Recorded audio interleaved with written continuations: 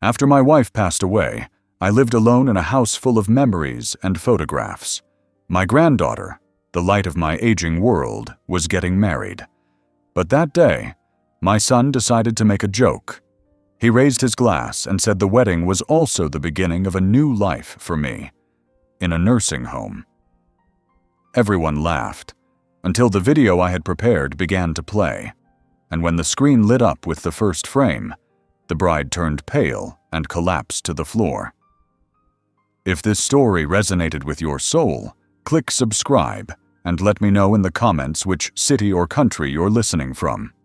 I'm truly curious to know where you're tuning in from. My name is Raymond Eldridge.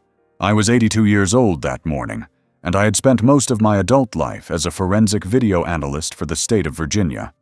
For over 4 decades, my eyes had been trained to catch what others missed: shadows that moved too soon, reflections in windows, the lies hidden in pixels. I had testified in trials that changed lives, altered verdicts, revealed truths too sharp to bear. But as I stood in front of the mirror, fastening the last button on a crisp white shirt, none of that seemed to matter anymore. The mirror didn't reflect the man who once rewound time with a joystick and paused justice frame by frame. It reflected an old man with hands that trembled slightly and eyes dulled by too many yesterdays. The shirt I wore had been ironed years ago by the only woman who ever truly knew me, my wife, Patricia. She'd passed 6 years earlier, and I had never let the scent of her lavender starch fade from that collar. I had kept it folded in the back of the closet, not out of sentiment, but out of structure. Ritual. Today, I knew, was the last time I would ever wear it. I tucked it in, smoothed the fabric down my chest, and reached for the charcoal gray blazer hanging on the door. It still carried a faint trace of her perfume, embedded somewhere deep in the lining. I didn't check the forecast. I didn't need to. The air already told me it would be a day full of false warmth and quiet shadows. Outside, the wind stirred the dry leaves in hesitant spirals across the cracked concrete of my front walkway. I stood at the threshold of the house I had built with my own hands in 1973. It used to buzz with the sound of family, footsteps, burnt toast, giggling children, shouted names. But that was years ago. Now the walls were quiet, the pipes groaned like tired bones, and the carpet held the imprint of my routine, like a memory foam tombstone. I didn't lock the door behind me, not because I was forgetful, but because I was done guarding something no longer mine. If anyone came, they were welcome to the dust and the framed photographs and the empty tea tins on the shelf. The wedding was set to begin at 4, but I had always preferred to arrive early and leave unnoticed. I had reserved a car weeks in advance, insisting on a driver, not because I couldn't drive, but because I no longer wanted to. Control, I had learned, was a young man's illusion. The car pulled up precisely at 1:15, and I stepped into the back seat with the deliberate pace of someone who understands the weight of time. The driver said nothing, and I was grateful for the silence. As the suburban streets turned to wider roads and the roads to highways, I watched the landscape flicker by in rhythm with the turn signals and lane changes. Vinyl-sided homes, strip malls, rusting overpasses. The America I knew had faded into convenience and speed, but I wasn't in a hurry. I hadn't been in decades. I held the wedding invitation in my lap like a court summons, cream-colored cardstock with embossed lettering and 2 intertwined hearts in gold foil. Haley and Mitchell, it read. My granddaughter's name first. At least they got that part right. Haley had always put others before herself, even as a child. She was the only one who still called me on birthdays, even if it was just to leave a voicemail. The last time I saw her, she brought me a lemon cake she had baked herself and a roll of film she had found in her attic. She said it made her think of me. That was 6 months ago. I hadn't heard from her since. I opened the small compartment in my breast pocket and ran my fingers over the cool surface of a flash drive encased in matte black steel. It had no labels, No markings, just a loop for a keyring, which I never used. I carried it like a shard of glass, sharp, fragile, necessary. It contained exactly 4 minutes and 31 seconds of footage, each frame chosen with surgical precision. No narration, no effects, just the truth as I had assembled it, pixel by pixel. It had taken me 81 hours to compile. I had worn gloves while editing, not for protection, but to remind myself that I was handling something that could cut, not just through reputation, but through flesh, blood, and the fragile fabric of memory. The venue was a renovated barn outside Charlottesville, surrounded by rolling hills and curated wildflowers. It reeked of curated rusticity, wooden beams strung with fairy lights, mason jars used as centerpieces, hay bales artfully arranged for photo ops. I stepped out of the car and took a slow breath, letting the smell of freshly mown grass and faint barbecue smoke fill my lungs. Around me, people milled in tailored suits and pastel dresses, laughing in curated candor. They didn't see me. Or rather, they saw me as part of the scenery.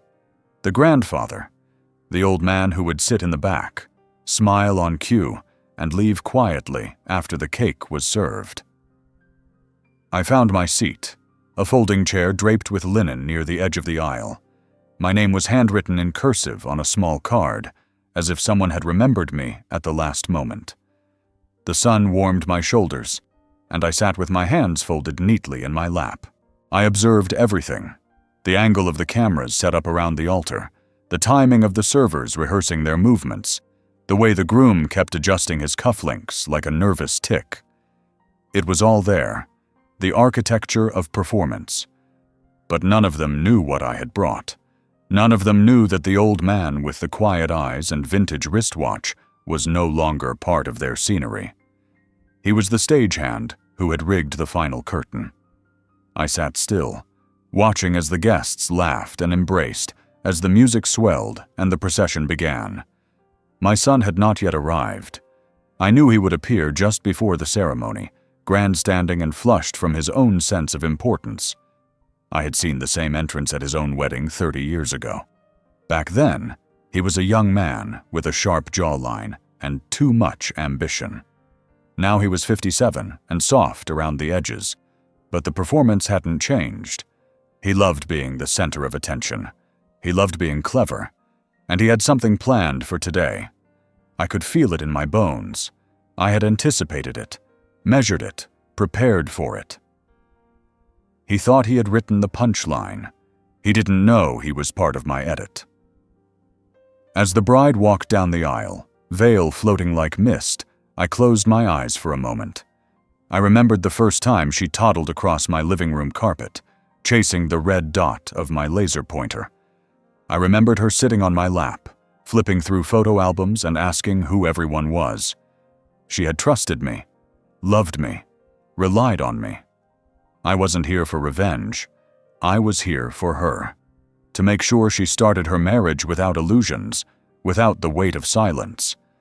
When I opened my eyes, she was passing me. She glanced sideways and gave a soft smile, brief but real. That was enough. I adjusted my sleeve, feeling the flash drive press gently against my chest like a second heartbeat. Everything was in motion now. The guests were seated. The speeches would come, and when they did, I would listen without blinking, without moving, because I already knew where this was going. And they had no idea what was coming after the laughter. I used to be consulted. People came to me for answers. Attorneys, detectives, even federal agents.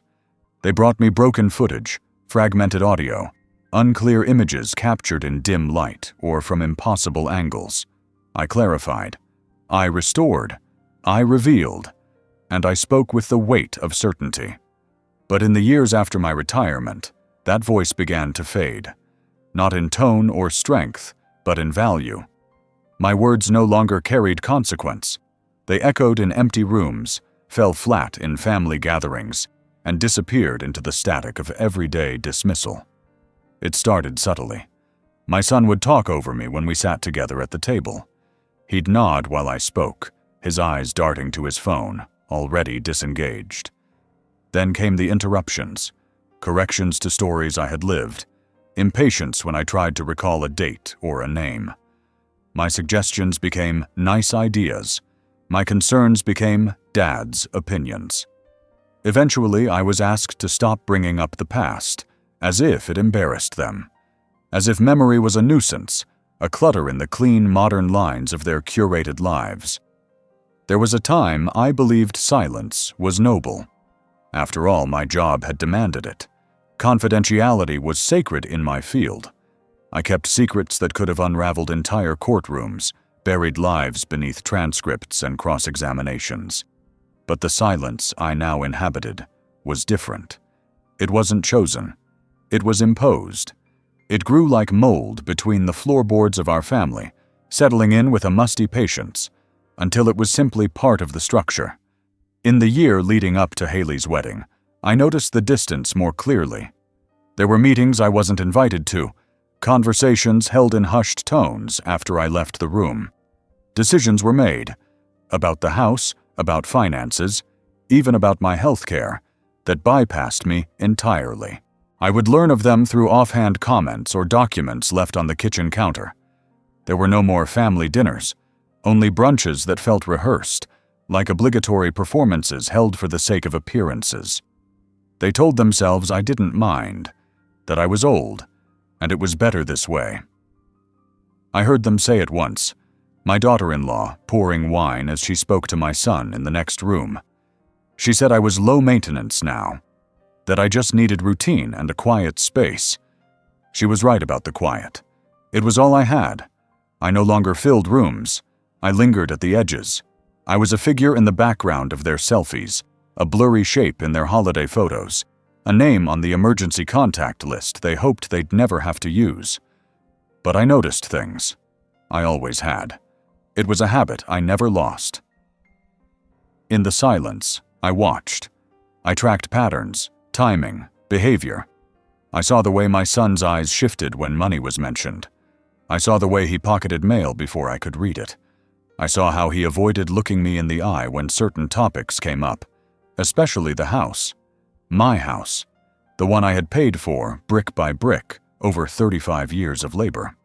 The one that still bore the pencil marks of Haley's growth spurts on the pantry doorframe. The one that was supposed to stay in the family. One afternoon, I overheard a conversation on the porch. They thought I was asleep. My son spoke about transitioning the property and long-term care solutions. He mentioned my name in the same breath as an elder care facility brochure. My daughter-in-law laughed. She called me a tough nut to crack. He told her not to worry. He had a plan. They clinked their glasses, and I felt the chill of their toast in the marrow of my spine. After that, I stopped trying to be heard. I stopped repeating myself. I let the silence do what it wanted. I let them believe I was slow, detached, fading. It made things easier. It gave me space. Space to think. Space to observe. Space to prepare. Because if they no longer saw me as a participant, I could become something else entirely. An observer. A recorder. A man without a voice, perhaps, but not without vision. I spent most mornings alone in my workshop, surrounded by outdated monitors, reels of film, and hard drives that still whirred softly like sleeping animals. It had become my sanctuary, my confessional, my archive. I began reviewing old footage, family holidays, backyard parties, birthdays. Every moment I had once captured for joy now served a different purpose. I wasn't sure what I was looking for at first, but I trusted the process. My eyes still worked. My instincts remained intact. Patterns would emerge. They always did. One day I found it. A clip from 4 years earlier. Haley's graduation party. Everyone was there. My son, his wife, their friends, the caterers, even the neighbors. In the corner of the frame, unnoticed by anyone else, my son slipped into the kitchen with a real estate agent. They talked quietly. The agent handed him a folder. My son tucked it under his jacket and returned to the party with a smile. That folder had never surfaced again, but I remembered, and I knew what it meant. I started cataloging. I created folders within folders, each labeled meticulously. Incidental evidence, behavioral deviations, financial anomalies. I color-coded timelines, matched phone records to calendar events, aligned dates with discrepancies. I cross-referenced images with metadata, confirming times and locations down to the second. It was like preparing a case, but the defendant was my own blood. Still, I never stopped thinking about Haley. She had grown up in front of my lens. Her childhood was preserved in hundreds of home videos, riding her first bike, baking cookies, running through sprinklers. She had been pure, unfiltered, unafraid. But as she grew older, I saw something change. A hesitance, a guardedness. She stopped sharing things. She deferred to her father more often. She asked fewer questions. I wondered what she had been told about me, what narrative they had spun while I sat silently in the next room. And yet, every once in a while, she would look at me with a flicker of the old light, as if she remembered something better, as if some part of her still trusted me. I held on to that flicker. It was the only connection I had left. The invitation to her wedding arrived not with a phone call or a visit, but with a courier. The envelope was thick and expensive, as if weight could compensate for distance. Inside was a printed message, not handwritten. My seat was confirmed. No +1. No request for a toast. Just my presence, acknowledged but not welcomed. I accepted it without response. I didn't need to say anything. They had already decided who I was. An old man. A background figure. A man without a voice. But I knew better. Silence was not absence. It was incubation, and some truths only bloom in quiet. The sun had begun to soften by the time we moved inside for the reception. Light filtered in through tall barn windows, casting amber streaks across the worn floorboards. It was the kind of light photographers adored.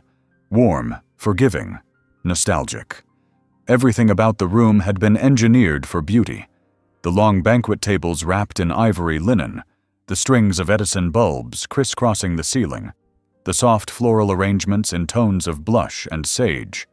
It was rustic elegance, curated down to the last detail. But beneath the charm, something sterile lingered. The kind of sterile that comes from perfection. A room too rehearsed, a script too polished.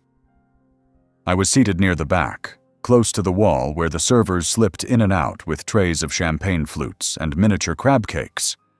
My place card bore only my first name, written in a careless loop.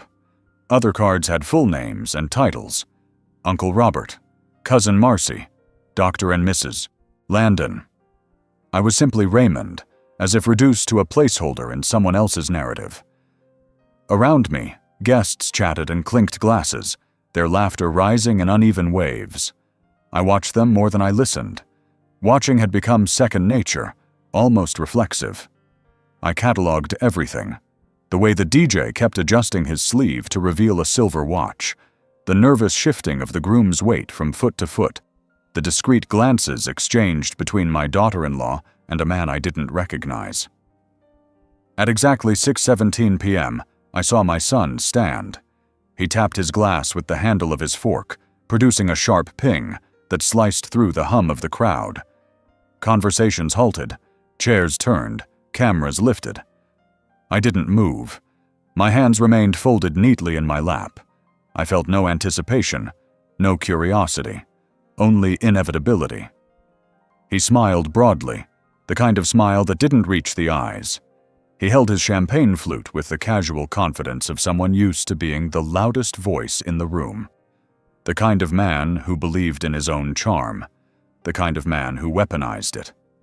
He thanked the guests for coming, welcomed everyone again, complimented the venue, the food, the weather. He spoke with the cadence of a practiced performer, hitting all the right notes of warmth and humor.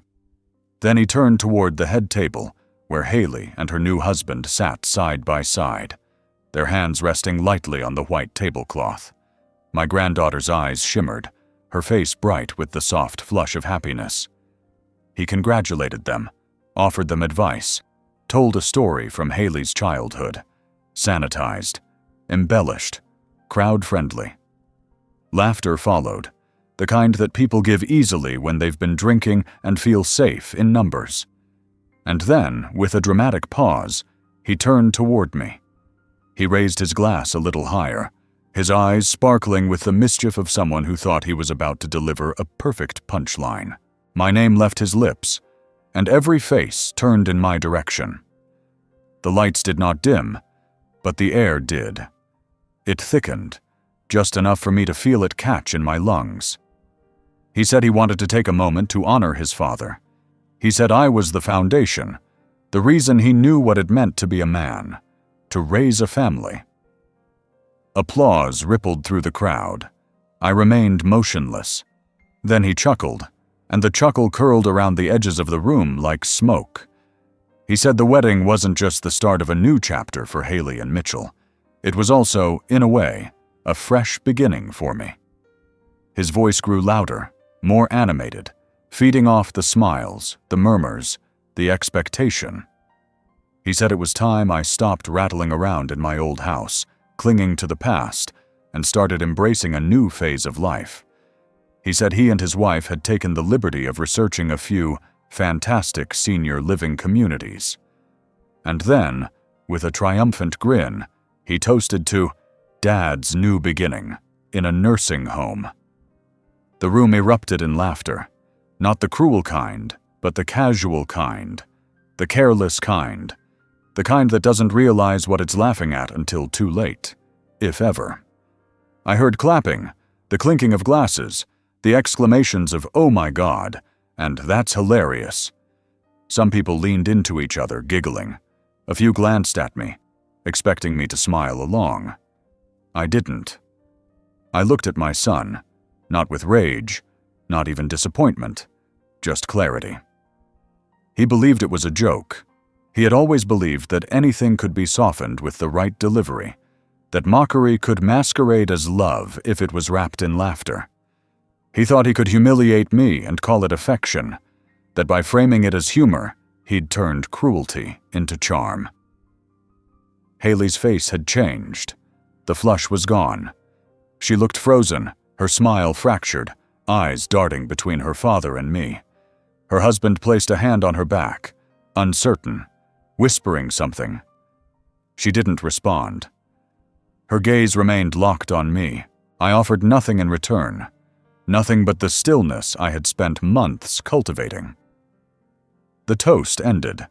My son bowed slightly, basking in the applause, and returned to his seat with the swagger of a man who believed he had just delivered a highlight. The music resumed. Forks scraped against plates. Conversations picked back up like a record needle dropped back into the groove. The moment, they thought, had passed, but it hadn't. I sat in silence, still as stone. Around me, the celebration marched on. Dances, desserts, dimmed lights, and slow songs. But beneath it all, something had shifted. The fault line had opened. And I was no longer the man without a voice. I had simply chosen not to speak yet, because the wedding gift I had prepared was not laughter. It was not applause. It was not a toast wrapped in false sentiment. It was truth. 4 minutes and 31 seconds of it. And they had no idea it was coming. The folder had been sitting on my desk for weeks before I finally opened it. It wasn't that I had forgotten about it. I don't forget things. Not really. Not the things that matter. It was that I knew what was inside. Or rather, I knew what it meant. And sometimes knowing is enough to keep your hand still, your mind circling the edges of a decision without ever crossing the line. But eventually, I reached across the table, lifted the cardboard flap, and began. It was a black folder, standard issue from my time at the Bureau, the kind we used to use when transferring raw evidence. Video drives, sealed tapes, annotated logs. I'd kept a few after retirement, just in case. There's a particular comfort in institutional design. Sharp edges, no frills, nothing decorative, just containment, just purpose. Inside the folder, I had placed a flash drive, labeled only with the date of the wedding in white permanent marker. Nothing else. No description. No index. Just that date, as if it alone contained all the context anyone would need. Before sealing it, I had placed a printed note inside, a short set of instructions typed on my old IBM Selectric. One copy. Single space. No signature. It directed the venue's AV technician to play the file at a specific time, using the pre-installed projector and speakers. The note included a brief explanation, carefully worded to remove any suspicion. A surprise gift from the bride's grandfather. People respond well to the word surprise when it's attached to weddings. It implies sentimentality, nostalgia, emotion. It disarms. What they didn't know was that the surprise wasn't theirs. It was mine. The footage on the drive had taken months to prepare, not to find. That part was easy. I had been collecting it for years, almost without knowing why. Surveillance clips, ambient audio, metadata from old phone backups, fragments of emails, financial scans, timestamps, GPS pings. My mind still worked in evidence. I never stopped cataloging, never stopped documenting. At first, it had been about understanding, about keeping a record of the slow erosion of trust within my own family. But over time, it became something more. A story. Not one told with words, but with patterns, with choices, with quiet betrayals so small, so ordinary, that most people would never notice. But I noticed. The process of editing had been brutal. I sat at my desk each night, headphones on, eyes scanning every pixel for resonance. I watched the same clips over and over, looking for the exact frame where truth became visible. Not where it was said. Those moments are rare, but where it could no longer be hidden. A glance held one beat too long. A smirk. A silence that answered a question more clearly than words ever could. I stripped away the noise, removed anything sentimental, cut it down to its purest form. 4 minutes and 31 seconds of distilled revelation. There was no narration, no music, just image and time. The first sequence was from my own kitchen, footage pulled from a security camera I had installed myself. It showed my son flipping through legal documents, scanning pages with an intensity he rarely reserved for anything else. It showed him taking phone calls, jotting notes, sliding folders into his briefcase without a word to me. In another frame, dated 2 weeks later, my daughter-in-law joined him, laughing at something I never heard. She handed him a pen. He signed. They kissed. None of it was illegal, but all of it was damning. Another clip, this one from a hidden camera placed in the hallway near the guest bathroom, showed my son slipping into my office when he thought I was asleep. He didn't touch anything. He just looked around, stared at the bookshelf, at the safe, at the files, as if calculating, as if preparing. He left without leaving a trace, but the timestamp was burned into the frame, undeniable, and I was wide awake when it happened. The third segment was audio, a voicemail I was never meant to hear, recorded automatically by an old call recorder I'd long since forgotten, was still active. My son's voice, talking to someone about the house, my house, as if it had already been transferred. He used words like liquidate and leverage. He laughed, said I wouldn't know the difference, that I was slowing down, that soon enough, it would all be his. The fourth part was older, a home video from Haley's 16th birthday. Her smile was wide, unburdened. She handed me a slice of cake and said I was her favorite person in the world. That clip lasted only 10 seconds, but I placed it precisely in the middle of the sequence. I wanted them to feel the weight of what had been lost. I wanted them to remember. The final section showed the contrast. Haley, again, at 23, seated at a table with her father and his lawyer. Her expression was wary. She listened more than she spoke. She signed something, and in that moment, just a flicker, her eyes darted to the camera mounted in the upper corner of the room. The footage wasn't mine. It had been emailed to me anonymously 2 months before the wedding. No subject line, no message, just the file. I had my suspicions about the source, but it didn't matter. I verified the metadata. The footage was real. I closed the editing software the night I finished the video and sat in the dark for a long time. No music, no television, just the mechanical tick of the wall clock and the faint hum of the external hard drive cooling beside me. I felt no triumph, only stillness. Not peace exactly, but certainty. In the days that followed, I prepared the folder. I printed the instructions. I rehearsed the timeline. I called the venue manager under the guise of a friendly, aging grandfather with a harmless request.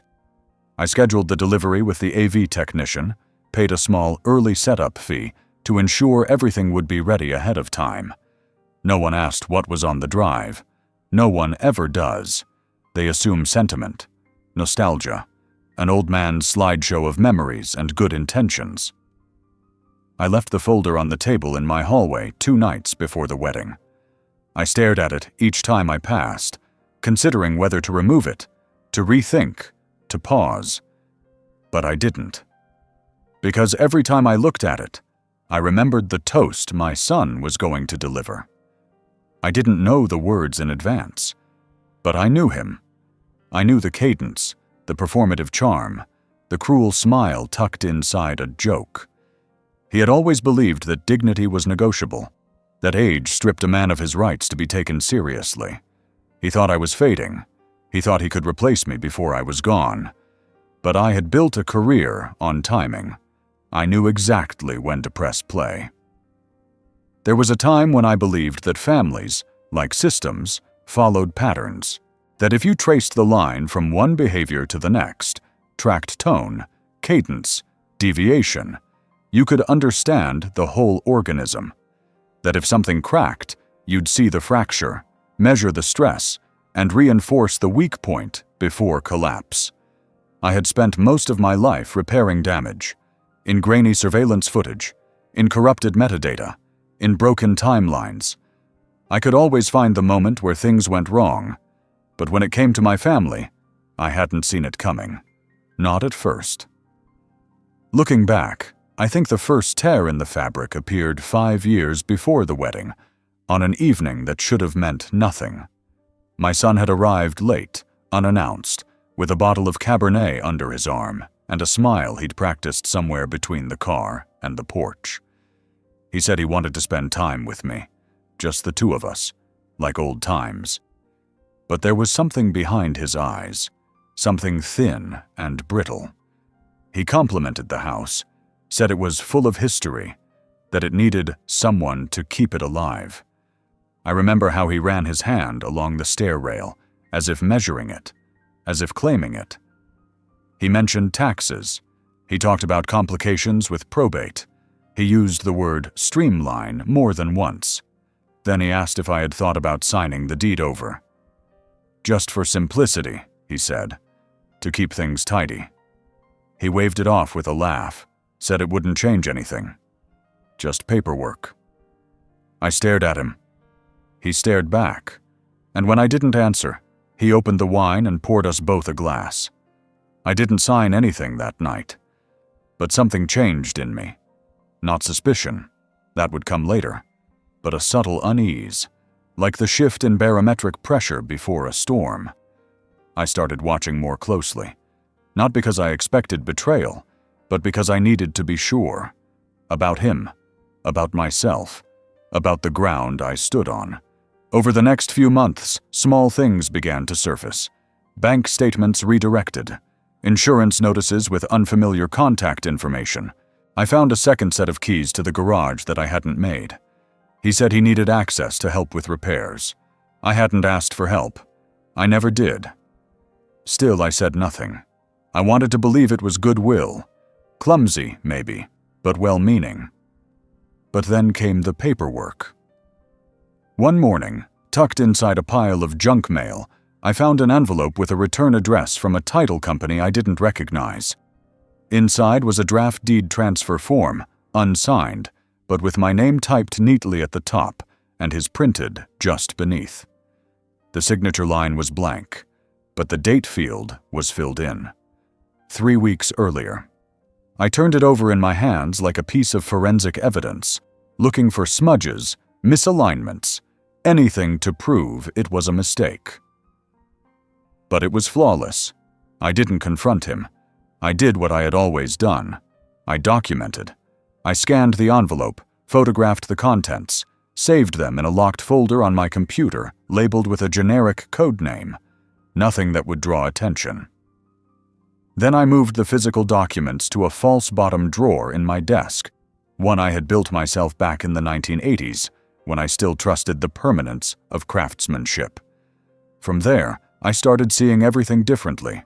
Conversations became transcripts. Movements became trajectories. Patterns began to form. It was no longer just a hunch. It was data. He had slowly, methodically, begun weaving a narrative around me. One in which I was declining, forgetful, vulnerable, a man past his prime. I heard it in the way he spoke to others, how he repeated certain phrases about my needs and limitations. He would gently correct my stories in public, laugh off my recollections as old man memories, offer to take over tasks I hadn't asked him to handle, and people believed him, because that's what happens when you get old. Your truth starts to sound like noise, even if you're the only one who remembers it clearly. That's when I began referring to it in my notes as the fabric, a term that helped me make sense of it all. Every act, every comment, every missing envelope or accidental login to my bank accounts. It was part of the fabric, a design, an operation, and like any fabric, it could be tested for weak points. The wedding was the most glaring. A public event, a performance. He had rehearsed his role, cast the supporting characters, arranged the lights and the music. And like any good performance, it needed a backdrop. Something beautiful, distracting, and just polished enough to hide what lay behind. But I saw it. I saw the hole in the fabric the moment the save-the-date card arrived. It wasn't the card itself. It was who sent it. Not Haley. My son. It came from his return address, his handwriting on the envelope, his email on the RSVP. I asked around. Haley's closest friends hadn't been involved in planning. Her fiancé had been consulted only after decisions had been made. The wedding was being orchestrated by my son, as if it were his. That confirmed it for me. The event wasn't a celebration. It was a statement, a declaration of control wrapped in lace and peonies. And I wasn't just being excluded, I was being redefined, diminished, repurposed. The final sign came on a Tuesday morning, 2 months before the ceremony. I had stopped by the bank to update a beneficiary form and found, to my surprise, that access to one of my accounts had been temporarily frozen due to activity discrepancies. When I pressed further, the manager, who had known me for years, admitted with hesitation that a third-party inquiry had been made. No details, just a name. My son's. He had attempted to access my accounts under the pretense of financial guardianship preparation. I walked home from the bank that day instead of taking the bus. I needed time to think. Every step felt heavy, deliberate. I could feel the threads unraveling behind me, the life I had built slowly unspooling into something I no longer recognized. When I got home, I didn't turn on the lights. I sat at my desk and opened the folder again, the one I had marked as contingency. It was time to make use of it, because every fabric, no matter how finely woven, tears in the same way, one thread at a time, until someone notices the whole. And I had noticed. In the final weeks before the wedding, I began dreaming again. Long, vivid dreams that clung to my skin even hours after waking. It surprised me, not because I wasn't used to dreams, but because I had gone so long without them. For years, my nights had been quiet, almost sterile. Sleep came in short, efficient bursts. No images, no stories, just the black pause between one day and the next. But now, suddenly, my mind was painting again, conjuring images that felt more like warnings than memories. In one dream, I stood alone in a vast white room, its edges undefined, as if the architecture had been erased by a cautious hand. The air was still. A low hum vibrated beneath the silence, not mechanical, but alive, like breath held in anticipation. Around me were faces, dozens of them, suspended in the whiteness like fragments of unfinished sketches. I recognized some: Haley's soft eyes, Patricia's gentle frown, even my father's stern jawline. But they didn't move. Their eyes didn't blink. They watched. That was all, as if waiting for something from me. As if I was the only one left who still had a voice. I would wake from those dreams, cold and aching. Not from fear, but from the strange familiarity of them. They weren't nightmares. They were messages. I started writing them down in a small notebook I kept next to the bed. Not in full sentences, just impressions, symbols, flashes of color, or sensation. White noise. Eyes that don't blink. Table without chairs. I didn't try to interpret them. I had learned long ago that meaning isn't always immediate. Sometimes you have to let the patterns speak first. During the days, I found myself drawn back to numbers. It had always been numbers for me, even before the bureau. Before pixels and time codes and data streams, there had been math, ratios, frequencies, intervals. Even as a boy, I had counted things others ignored: ceiling tiles in my schoolroom, the gaps between car horns at intersections, the precise second when the porch light flickered on each night. It was never about obsession. It was about structure. Patterns calmed me. They proved the world hadn't fully unraveled yet. I began timing my routine again, waking at 5:47 a.m., exactly 12 minutes before sunrise, coffee at 6:04, the first file open on my computer at 6:15, walk around the block at 8 Tabizaus, unless it was raining. In which case, I allowed myself a 10-minute window to adjust. These weren't rules. They were anchors, quiet statements to remind myself that I was still in control of something, that I hadn't faded entirely into the margins. The footage was ready by then, edited, reviewed, encoded in multiple formats, with redundancy backups stored on separate devices, one in my safe, another hidden in a hollowed-out dictionary, a third encrypted and uploaded to a private server I had kept running for years under a different name. I hadn't decided which version I would use yet. Each had its strengths, but that wasn't what occupied my mind. What occupied my mind were the details, the presentation, the sequence, the frame rate. I tested every possibility. I projected the footage against my office wall in different lighting, with different sound settings. I checked how long it took for each segment to emotionally land, how long the silence lingered before the next moment struck. I adjusted transitions down to the fraction of a second, not because I wanted the video to be perfect, but because I wanted it to be undeniable. I had spent a lifetime training machines to find the truth. Now I was training a room full of people to see it, even if just for 4 minutes and 31 seconds. At night, the dreams returned. One night I stood in a cathedral with no pews, the stained glass windows depicting not saints, but faces I didn't recognize. Each panel flickered like a screen, replaying moments of quiet failure, times I had looked away, said nothing, smiled when I should have spoken. I walked down the center aisle as a heavy hush pressed against my chest. At the altar, instead of a cross, there was a small black flash drive embedded in the marble. I reached for it, but the moment my fingers touched it, the entire cathedral collapsed into silence. The next morning, I didn't write anything in the notebook. I sat for an hour staring at the page. I wasn't afraid of what the dream meant. I was afraid of what it confirmed. I had crossed a threshold. This wasn't about justice anymore. It wasn't even about truth. It was about preservation, of memory, of dignity, of identity. I had watched my life shrink to a whisper in other people's mouths. My son had turned me into a story, one he could shape, soften, reshape again. But numbers don't lie, and the numbers in my timeline were airtight. Frame 001, June 2nd, 2018.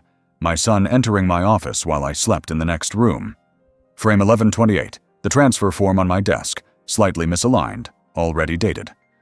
Frame 3291, Haley at 16, her hand in mine as we blew out candles together. Frame 4472, my son on the phone, pacing, whispering, laughing. Frame 61 Unforgettable, the file folder placed quietly in his bag when he thought I wasn't looking. Frame 7029, Haley's eyes, flicking toward the ceiling camera she wasn't supposed to see. Each frame a fact, each second a piece of something too big to explain with words alone. And yet, part of me still hesitated, not out of doubt, but out of mourning. What I had assembled wasn't a weapon. It was a funeral, a eulogy for the family I thought I had, a final record, the kind you file in triplicate and stamp with a red seal, then place in a drawer that no one ever opens again. I wasn't angry. I was tired of pretending not to notice, tired of waiting for someone else to remember who I was, what I had built, what I still deserved. And so I began counting backward. I marked the days until the wedding in black ink on my kitchen calendar. Every morning, I crossed off another square, not with urgency, not with excitement, just precision. A countdown, not to detonation, but to conclusion. I didn't know how they would react. I didn't care. All I knew was that when the lights dimmed and the screen glowed blue and the footage began to play, the numbers would speak for themselves. And this time, I wouldn't need to say a word. On the morning of the wedding, I wound the old clock by hand. It had lived on my nightstand since 1964, the year Patricia and I moved into our first apartment above the corner drugstore in Roanoke. The casing was oak, the face faded slightly from sun exposure, the ticking soft but insistent, like a second heartbeat that had been mine for 6 decades. I turned the key slowly, feeling the familiar resistance, listening for the tiny click that always followed a full revolution. When it came, I stopped. The hands pointed to 6:03 a.m. I sat on the edge of the bed in the silence that followed. There was something different in the air that morning. Not heavy, but not light either. A stillness that didn't come from peace, but from tension, held just below the surface. The kind of silence before a verdict is read, or a door closes with finality. I had felt it before in courtrooms and control rooms and hospital waiting areas. It was the shape of endings before they became official. I rose slowly, my joints aching with the stubborn weight of age. My knees had stiffened overnight. My shoulders crackled when I stretched. But there was no rush. I had prepared everything the night before: the pressed shirt, the polished shoes, the folded handkerchief with Patricia's initials stitched in the corner. The flash drive had already been packed, nestled inside the small leather case I used when I wanted something not to be noticed. I had practiced the movement dozens of times. The handoff, the nod, the moment when something invisible shifted the weight of the entire day. In the kitchen, I made coffee the same way I always had. 2 scoops, flat, 1 sugar, no cream. The scent filled the small space with its familiar bitterness. I stood in the doorway, sipping slowly, watching the branches of the sycamore tree bend under the morning wind. The light came in low, soft, brushing everything with a painter's patience.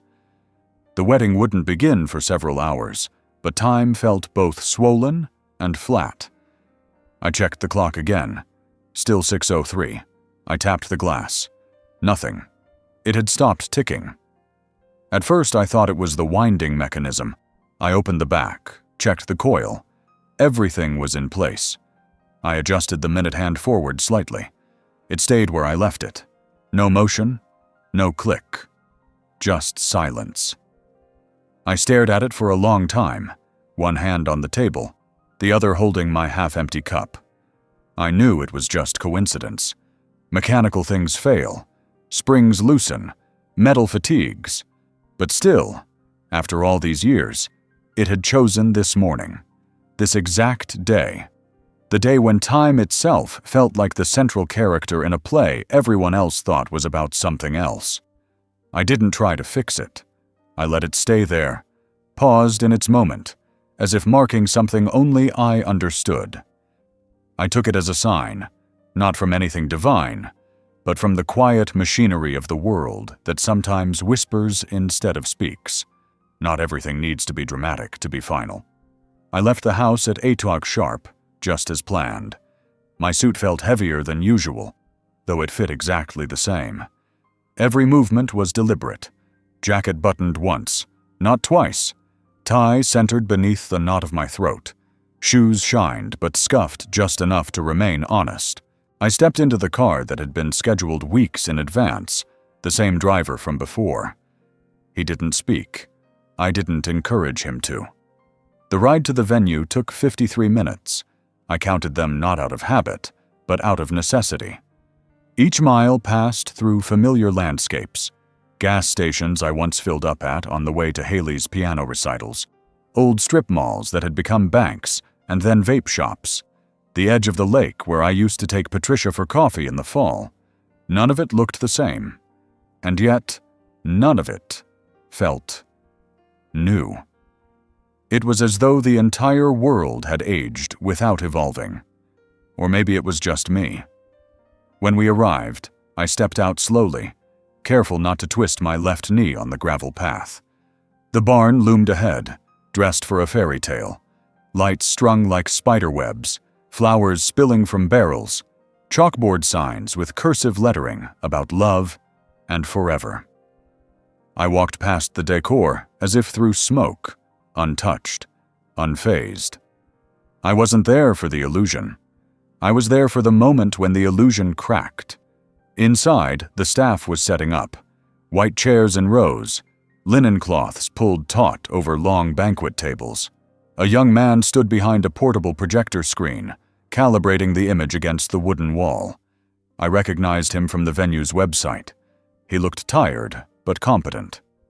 I walked past him, placed the small leather case on the equipment table with quiet precision, and left, without a word. The note I had typed on my old Selectric was already inside the bag, attached with a silver clip. I knew he'd read it. I knew he'd follow it. People always do what they're told at weddings. From that point on, everything moved without friction. I became a passenger inside my own body. Greetings, smiles, nods, handshakes. People approached, said polite things, then drifted off as quickly as they came. I made no effort to hold them. Let them go. I had nothing left to prove to any of them. When I finally found my seat, it was toward the back, near the wall. I had requested it. They thought I did so out of humility.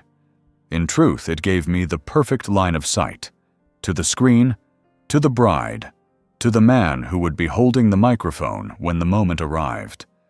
I watched the room fill slowly, the noise rising in layers, the scraping of chairs, the clink of glasses, the exaggerated laughter that always precedes something rehearsed.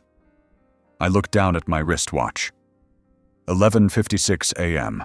It wasn't my usual watch. The old one had stopped that morning, and I had left it on the nightstand, face up, still frozen at 6:03. This new one was thinner, colder, gifted by someone I no longer spoke to. I didn't like it, but it told the truth. As the ceremony began, I noted every timestamp in my mind.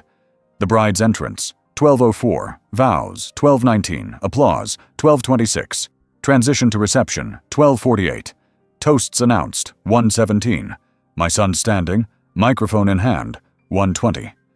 Each moment landing precisely where I knew it would. The schedule had been printed weeks ago, but I hadn't needed it.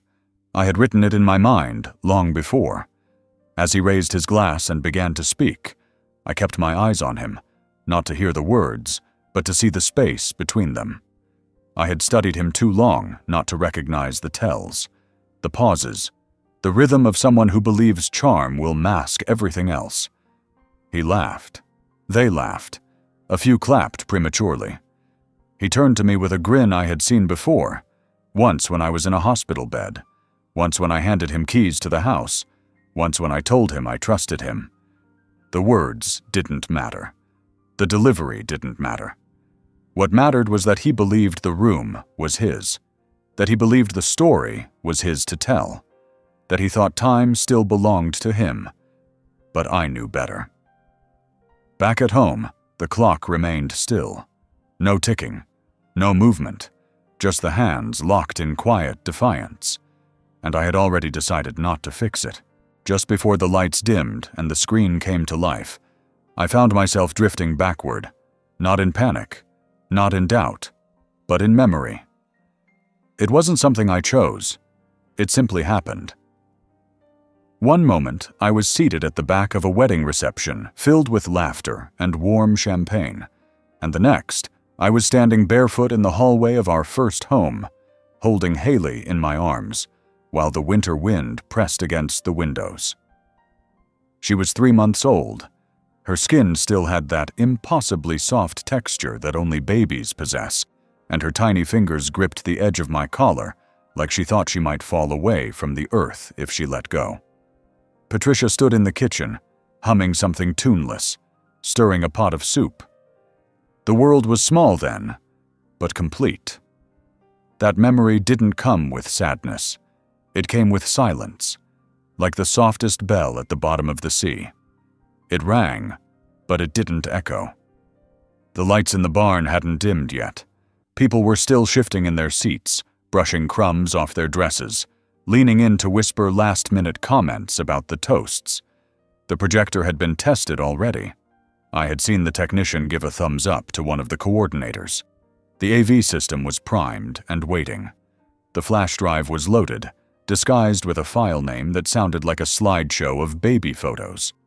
Haley Moments Final.mp4. No one had opened it yet. No one had asked to preview the content. Trust, I had learned, was easiest to manipulate when wrapped in sentimentality. I looked across the room at Haley. She sat beside her new husband, her back straight, her hands folded in her lap. Her face was still, unreadable. She smiled when someone turned to her and said something, but it was thin, automatic. She didn't look like a bride basking in joy. She looked like someone trying to hold something together with invisible thread. I wondered what she knew, or maybe more accurately, what she suspected, because even if no one told her the truth directly, she had been raised around me. She had absorbed more than she realized, and suspicion, once born, doesn't die quietly. It waits. It listens. It watches.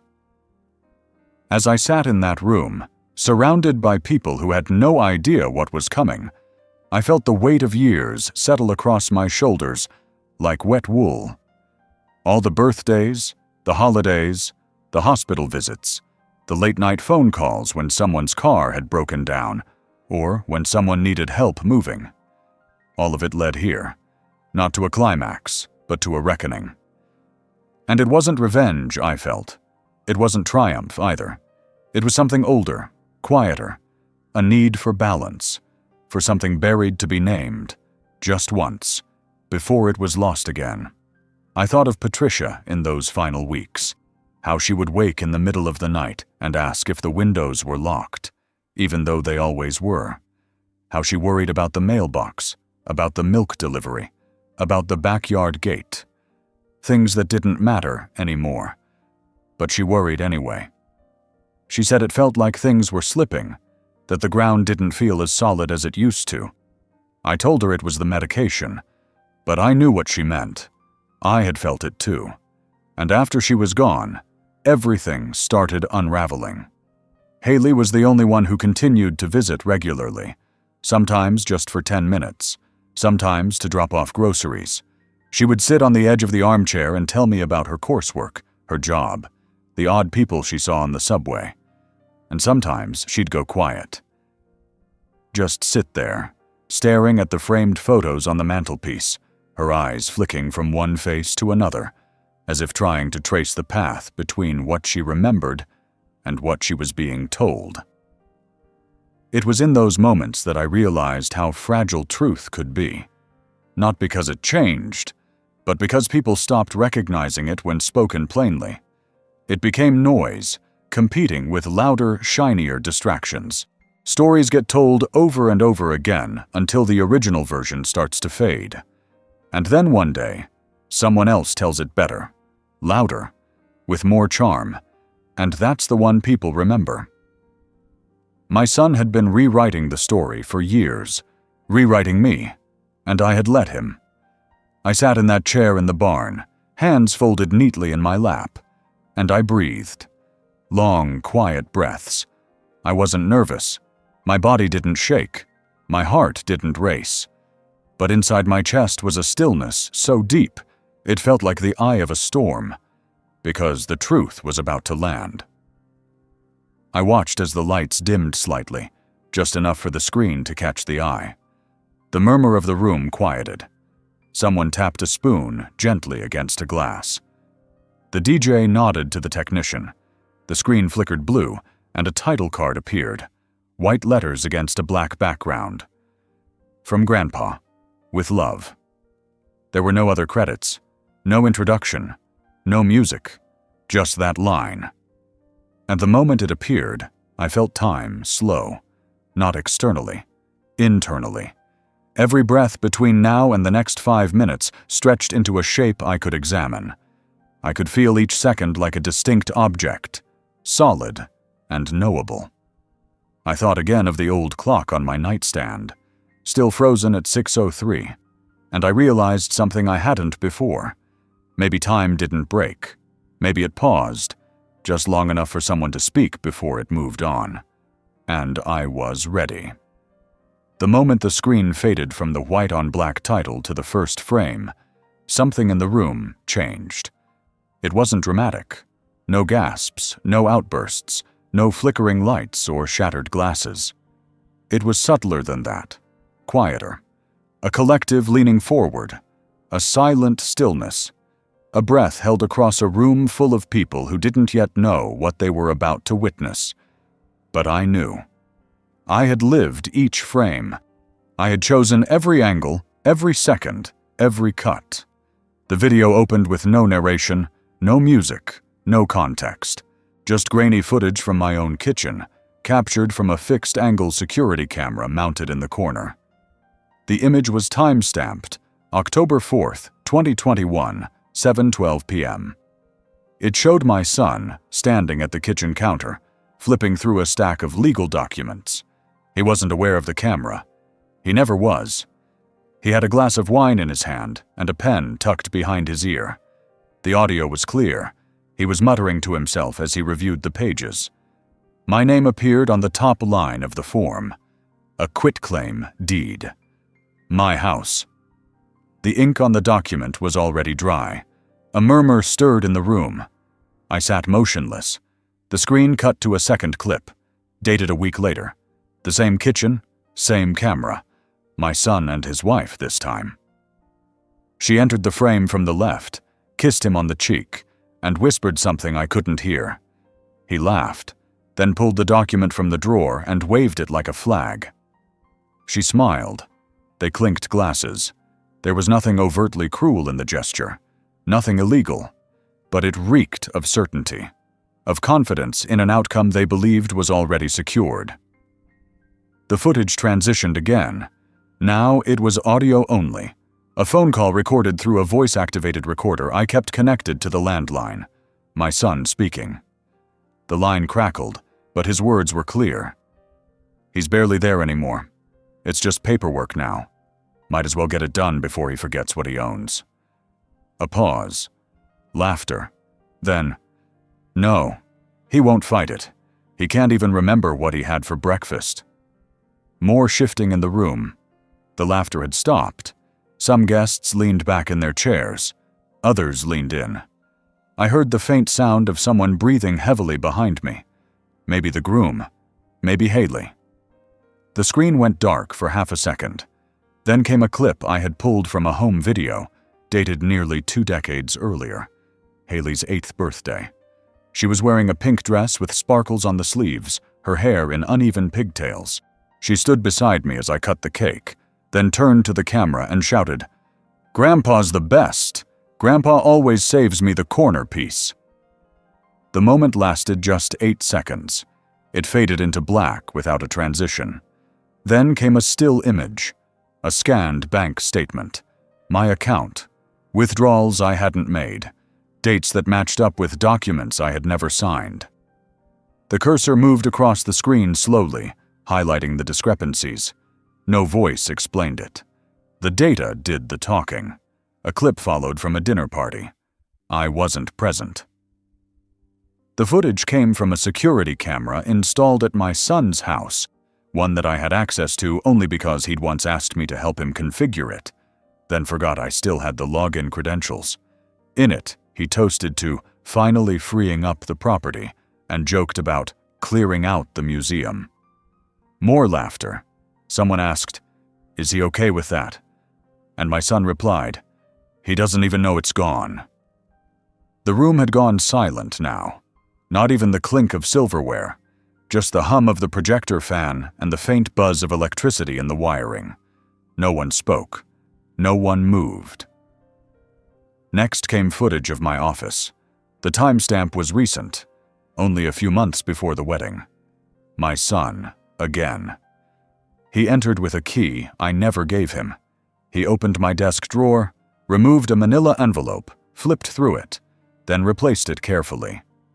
He looked around once before leaving. The timestamp blinked in the corner. No distortion. No edits. The screen faded to black once more.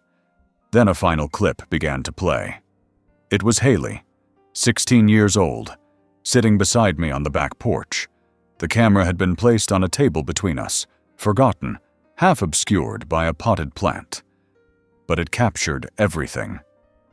She told me she didn't trust her parents, that they talked about money like it was a game, that she didn't want to end up like them, that I was the only one who told her the truth. I had forgotten that conversation. Seeing it now hit me harder than I expected. She had tears in her eyes when she said it. Then she laughed, wiped her cheek, and leaned her head against my shoulder. The screen froze on that image. Her face tilted toward mine. My expression tired, but calm. A frame of connection, of something real. Then the video ended. The projector whirred for a moment longer, and the screen went blue. And the silence that followed was complete. I didn't move. I didn't need to. The room wasn't breathing. It was thinking, processing, collapsing inward in slow motion. I heard a chair scrape against the floor somewhere near the front.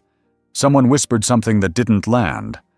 Another voice responded, sharper, confused.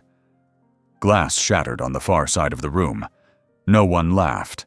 And then, suddenly, abruptly, someone fell. A gasp. A thud. I leaned forward slightly, just enough to see Haley slumped against the table, her head cradled in her hands, her shoulders shaking. She hadn't fainted. She was crying. She understood. The moment I saw her shoulders move like that, silent, contained, broken, I knew it had worked. Not the video, not the data, not the exposure, the truth. It had landed, and I sat there, still as the image that had frozen on the screen just moments earlier, feeling the air press in from all sides. The illusion had cracked. The performance was over. After the video ended, there was no applause, no return to music, no polite pivot to cake or dancing or photo booths. There was only a wide, raw absence, an emptiness so immediate and so complete that it felt like the air had been pulled from the room. I remained seated in my chair near the back, hands resting in my lap, posture straight, heart slow. All I could hear was the faint hum of the projector cooling down, the buzz of electricity running through walls built to hold joy, and the occasional sound of someone shifting uncomfortably in their seat, trying to figure out what came next. But there was nothing next. No one knew how to continue. The screen had gone blue, the kind of blue that means nothing and everything all at once. No imagery, no closure, just a static, glowing void. One by one, eyes turned to Haley. She didn't move. Her shoulders had stopped shaking, but her hands were still gripping the edge of the tablecloth, knuckles pale with pressure. Her new husband, still barely a presence in that room, sat frozen beside her, his expression blank. He looked at her as if waiting for a cue, but she gave him nothing. Not a word, not a glance, just silence. My son was the first to speak, though his voice wasn't heard. He had stood up halfway through the video, but never made it past the aisle. He was still standing, one hand on the back of a chair, the other gripping his wine glass like a lifeline. His mouth moved, once, twice, forming sentences that no one responded to. Whatever defense he thought he had prepared collapsed the moment image replaced charm. Truth doesn't debate. It just sits there and breathes. People began to rise, not with ceremony or collective agreement, but in fragments.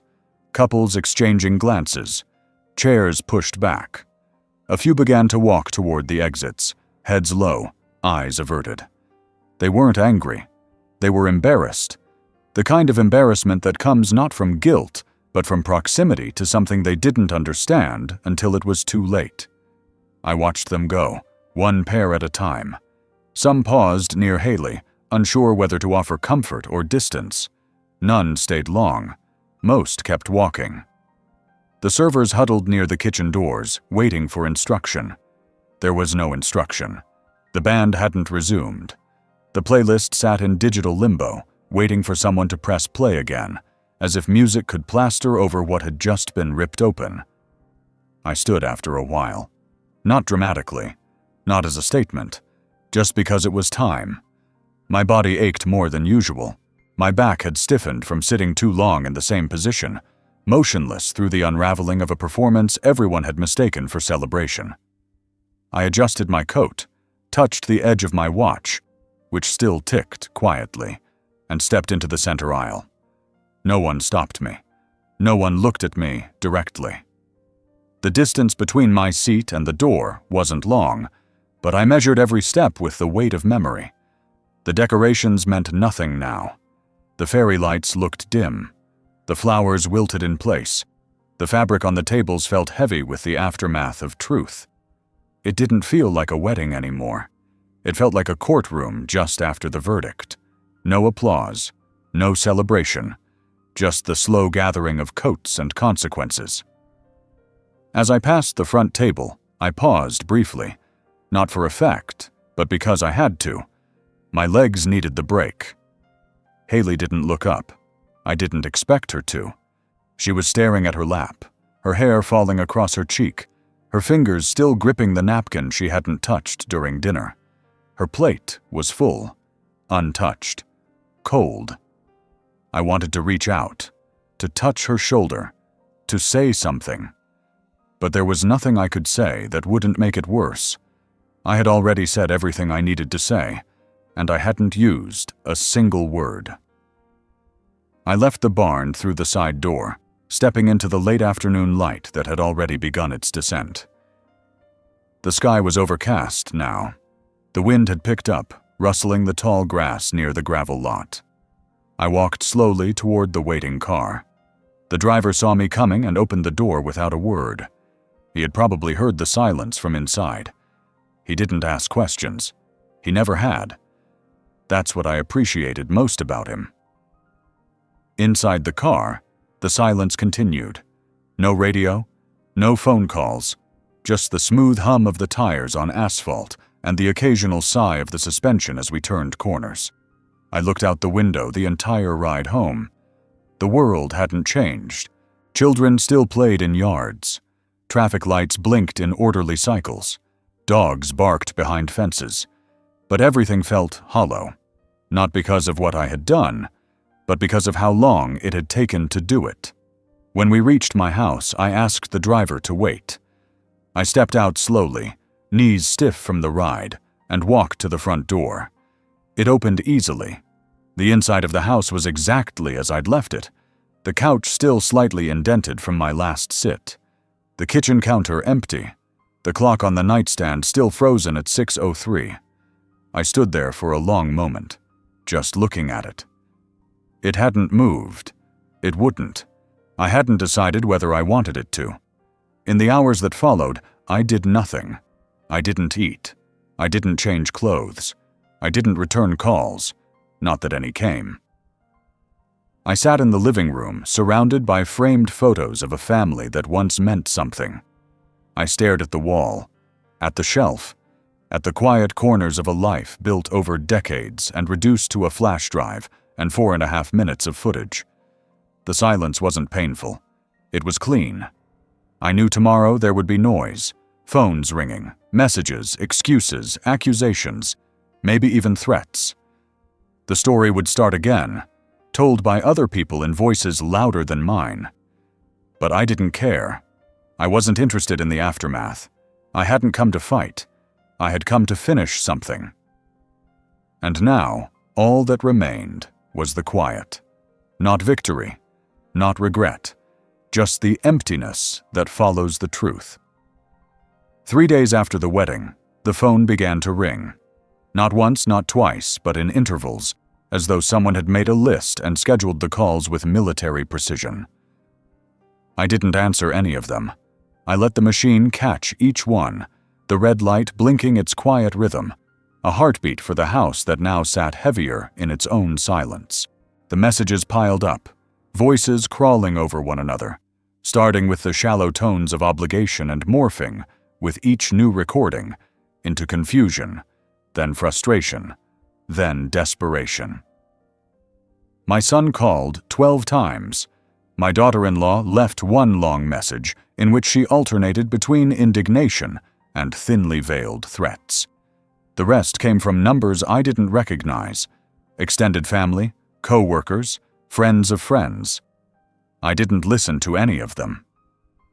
Instead, I sat at my desk and watched the light move across the floor, the slow arc of the day pulling itself from one side of the room to the other.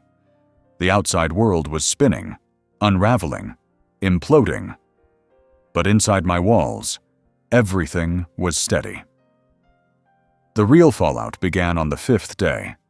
That's when the first envelope arrived. A letterhead I knew well, the firm my son had worked with for years. Inside, a short, sterile notice.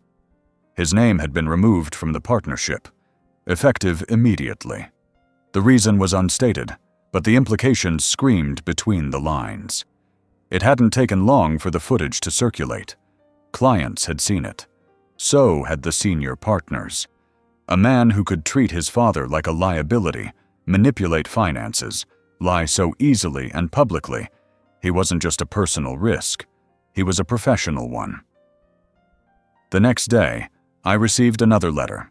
Not for me, but misdelivered, addressed to him. The return address was a private lender. The language inside was urgent. A default notice, missed payments, accelerated terms. The numbers weren't small. The investment property, likely the one he had spoken about over wine and laughter, had begun to collapse under its own weight. He had gambled on timelines, expected things to resolve after I was gone. He hadn't counted on exposure. I didn't forward the letter. I kept it, not out of spite, but as evidence.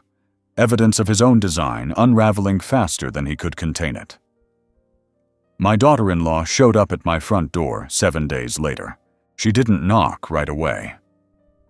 I watched her from the window as she sat in her car for a long while, gripping the steering wheel, rehearsing. She eventually stepped out, her heels crunching against the gravel, her face composed, but tight. She stood there, uncertain, staring at the door as though waiting for it to open on its own. I never moved. I let her knock. Once, twice. Then a pause, then harder. I didn't answer. Eventually, she slid a handwritten note through the mail slot. It was brief, apologetic, almost sincere. It asked for a meeting. It referenced misunderstandings. It pleaded for privacy, for the sake of Haley. It mentioned rebuilding. I folded the note, placed it in a file, and returned to my chair. By the end of the second week, the damage had fully surfaced. Haley had moved out of the home she shared with her husband. I learned this from a neighbor who still sent Christmas cards and believed in the slow magic of handwritten updates. She didn't move far, just across town, but it was enough to send a message. Her wedding photos were gone from her social media. The announcement posts had been deleted. She had taken her husband's name down. None of these actions made noise, but each one chipped at the illusion until only the core remained. Fractured, quiet, and real. I imagined her packing a suitcase, folding the dress she had worn not even 2 weeks earlier. I imagined her staring at the framed photo of her parents on the hallway wall, wondering if it had always been this cracked, this fragile. I imagined her watching the video again, alone this time, pausing at each frame, trying to reconcile the warmth she remembered with the coldness it exposed. My son tried to call me again on the 15th day. This time he didn't leave a message. I answered, not to speak, but to listen. There was a long silence on the other end, then the sound of him breathing, not composed, not angry, just tired. I hung up. There was nothing left to say. The destruction I had set in motion wasn't violent. It wasn't even loud.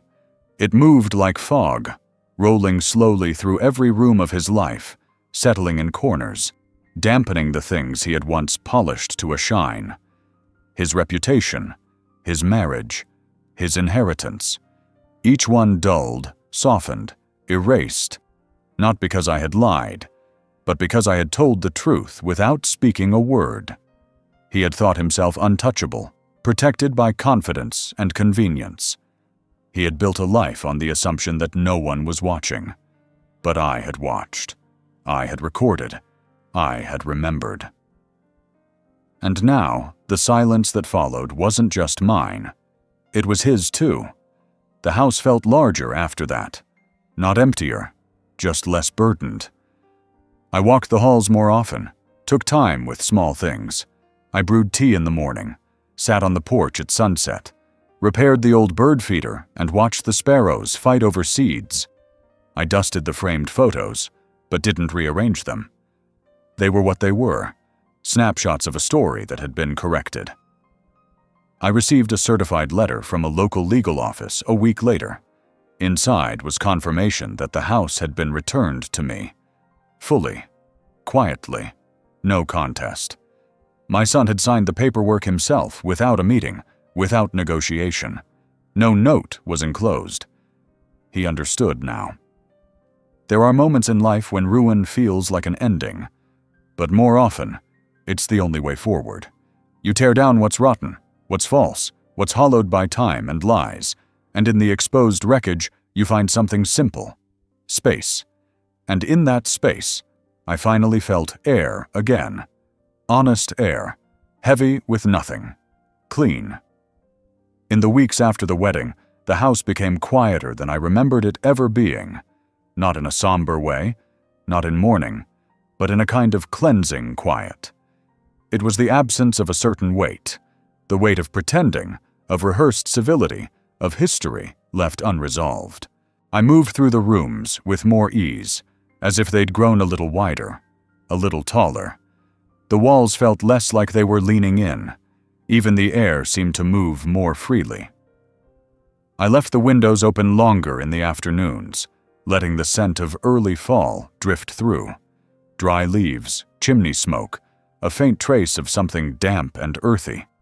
It reminded me of the days when I used to come home late from work, find Patricia asleep on the couch with the TV murmuring in the background, and just stand in the doorway for a moment, grateful.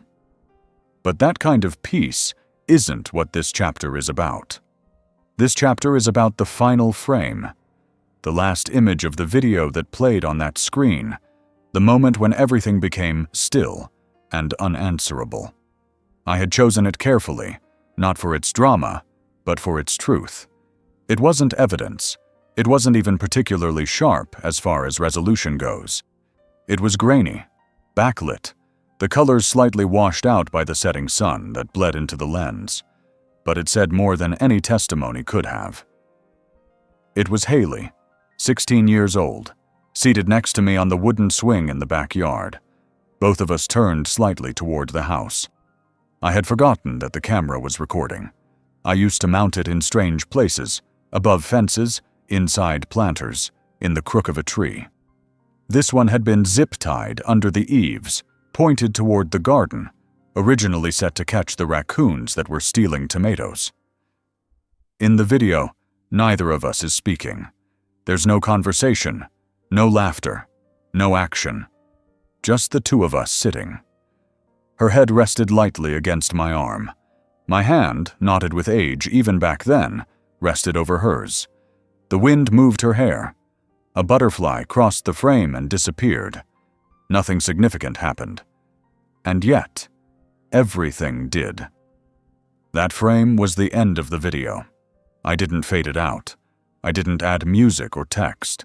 It just lingered, projected silently onto the wall of that curated barn-turned-banquet hall. For 12 seconds, it hovered there.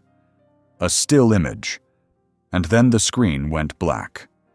That was the last thing they saw before the room collapsed into silence. It was also the last thing I saw that night before I closed my laptop and unplugged the hard drive for the final time.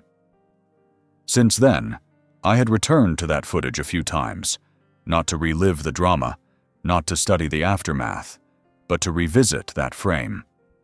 I opened the file, fast-forwarded through the others, skipped past my son's face, past the signatures, past the numbers, past the misdeeds and betrayals. I slid the cursor to the very end and watched the moment come back into view. That pale light, that fragile stillness. There was something sacred in it, not in a religious sense, but in the way some truths simply don't require explanation. That moment was real, unstaged, pure, and it had survived everything that followed. I printed the frame, not in glossy color, not enlarged, not framed in a gilded border, just a matte print on standard paper, slipped into the corner of the mirror in my bedroom. I passed it every morning. I didn't stop and stare at it. I didn't make it a ritual. It was just there, like a door left slightly ajar to a part of life that still had meaning. Haley hadn't called since the wedding, but she had written. It was a short letter, typed, single-spaced. Her tone was steady, deliberate. She didn't ask for forgiveness. She didn't offer excuses. She simply acknowledged what had happened. She wrote that she hadn't known the full extent of her father's actions, that the video had not shocked her so much as clarified something she had always felt, buried beneath years of half-truths and explanations. She thanked me for showing her what she hadn't been able to articulate. She didn't promise to stay in touch, nor did she ask anything of me. She just said thank you. I read it once, then again. I didn't cry, but something in my chest moved, like an old machine starting up after years of rest. I folded the letter and placed it in the same drawer where I had once stored the flash drive. I locked the drawer and left the key in its place, not out of secrecy, but because some things are meant to remain still once they've done their work. In the days that followed, I began sorting through the rest of my life. I donated clothes I no longer wore, old ties, shoes that had dried and cracked from disuse, books I had read but never connected with. I deleted files I no longer needed, cleaned out drawers, labeled the last of the tapes. I wasn't preparing for anything, not exactly, I was just clearing space, letting air move again where dust had gathered, making room for stillness. The house remained unchanged in its bones. The clock in the bedroom remained stopped at 6:03. I never wound it again. There was no need. Time had done what it needed to do. It had revealed what was hidden. It had measured what was lost. It had delivered the moment that mattered. One night, as the sky turned dark and the porch light blinked on by its old timer, I walked into my office and pulled out the projector. I set it up facing the far wall, not the screen. No audience, no guests, no event. I loaded the video one final time and let it run silently. I didn't sit and watch it. I didn't need to. I stood at the doorway and let the images wash across the wall and bleed into the furniture. When the final frame appeared, Haley and me, side by side on that swing, untouched by time, I let it sit there. And when the screen finally turned black again, I left the room and turned out the light. The final frame had done its job. It had told the truth, and the truth I had learned didn't require witnesses. It only needed to be seen once. I never expected the silence to feel like this.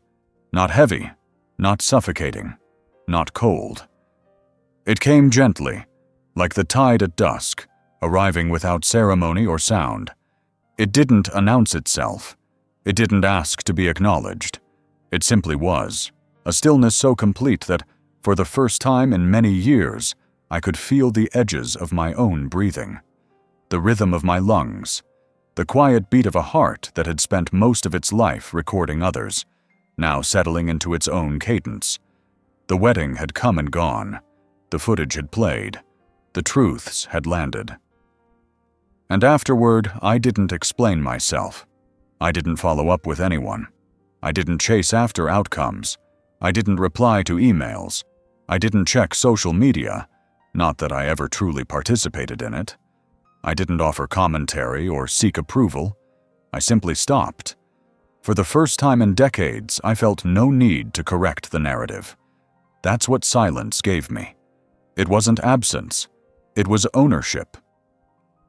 Each morning began the same way, early, without an alarm, without a plan. I would wake as the light seeped through the blinds and sit at the edge of the bed, my feet resting on the floor, not rushing to stand. I would glance toward the clock on the nightstand, still frozen at 6:03, still holding its quiet vigil, and then walk barefoot to the kitchen. The floors creaked in familiar places. The cabinets opened with their usual resistance. The kettle hissed. The sun shifted across the tile. And no one spoke. I had always believed that silence was something to endure, something empty, a space between real moments. But now I understood it differently. Silence wasn't the absence of life. It was the presence of truth, stripped bare of noise and embellishment. There was no spin here, no clever phrases, no curated versions of events, just the reality of what had been done and what had finally been seen. Some days I sat on the porch for hours, a blanket over my knees, watching the trees sway and the shadows stretch. No one called anymore. The phone still worked. The line was still active. But it didn't ring. The house had become a place unworthy of intrusion, and that was just fine with me. I didn't think about my son very often. When I did, it wasn't with anger.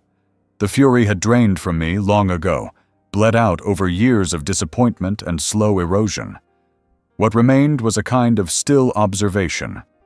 I could see him clearly now, not as a child, not even as a man, but as a construct, something he built around himself so thoroughly that he began to believe it was him. His charm, his ambition, his cleverness, his ability to tell stories that people believed because they wanted to.